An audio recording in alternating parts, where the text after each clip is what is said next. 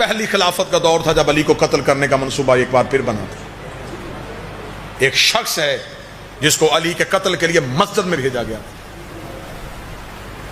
اور اسے علی کو قتل کرنے کا طریقہ وضو کرنے کے بعد مسح میں بتایا گیا تھا.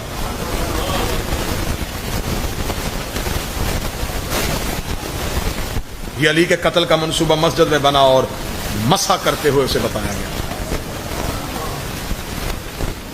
اور جب خوف طاری ہو گیا علی کا، علی کو یوں مصلی پہ دیکھا کہ علی کے چہرے پہ روب جلال، ڈر گئے اور اسے نماز میں سلام پڑھتے ہوئے اسے روک دیا گیا.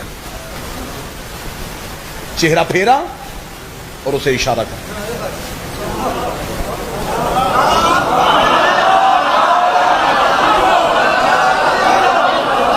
امیر المومنین نے اپنی نماز تمام کی. ممبر کی عزت کی قسم ہے، علی جس کو قتل کرنے کے لیے بھیجا تھا وہ بڑا سرخیل بنایا تھا اسے، خالد بن ولید کو. علی اس کے پیچھے آئے، علی نے اسے ہنسلی کی ہڈی سے پکڑ کے اتنے زور سے دبایا کہ اس کی چیخ نکلی. یہ کہہ کر کہا بتا تجھے کس نے بھیجا تھا. اس نے نام لیے. علی گریبان پکڑ کے ان لوگوں کے پاس لے کر گئے. تلوار نکال کے علی نے کہا تم نے اسے میرے قتل کے لیے بھیجا تھا. جب علی کا چہرے کا روب اور نیام سے نکلتی ہوئی تلوار دیکھی تو ان کی زبان سے آواز نکلی تجھے اس قبر کا واسطہ، ہمیں معاف کر دو. علی نے تلوار نیام میں واپس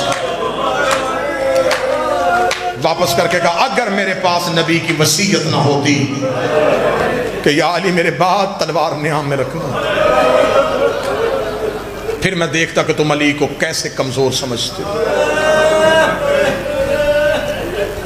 بس علی کی زبان، انہیں نبی کی وہ وصیت پتا تھی کہ نبی کے بعد علی لڑے گا نہیں. یہی تو وجہ ہے کہ مدینے کا ایک یہودی جب امیر المومنین کے گلے میں رسی ڈالی گئی تو اس نے علی کے قدموں میں گر کے کہا مجھے کلمہ پڑھا. علی نے کہا مدینے کب سے آیا ہے؟ اس نے کہا جب تو نے خیبر فتح کیا تھا، میں گھر بار چھوڑ کے مدینے آ گیا تھا. علی نے فرمایا میرے خیبر میں مسلمان نہیں ہوا، آج میری بے بسی پہ ہو رہا ہے. اس نے کہا میں نے تجھے خیبر میں لڑتے دیکھا ہے، میں نے تیری تلوار تیری انگلیوں پہ لہراتی دیکھی ہے، میں نے دروازہ بھی اڑتے ہوئے دیکھا ہے، تب مجھے پتا تھا تو اپنی طاقت دکھا رہا ہے. آج تیری یوں جھکی ہوئی گردن بتا رہی ہے تو خود نہیں چلتا، تجھے کوئی چلا رہا ہے.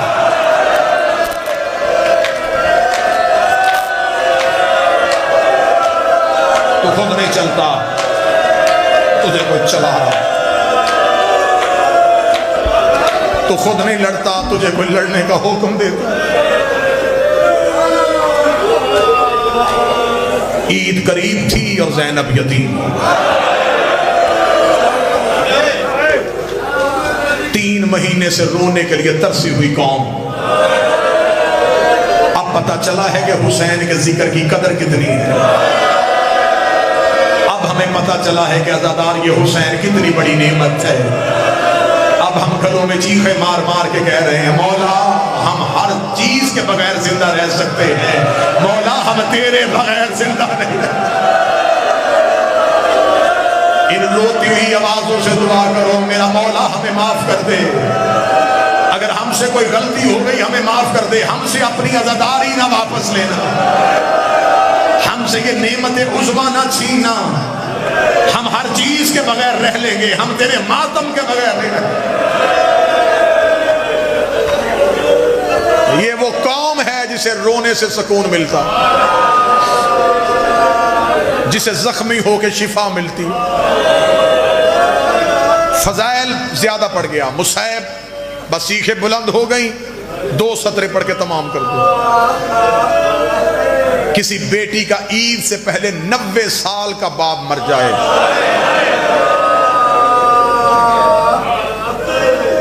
علاقے کے بزرگ نماز عید کے بعد کہتے گھروں کو نہیں جانا، پہلے اس بچی کے گھر جائیں، اس کا باپ مرا ہے.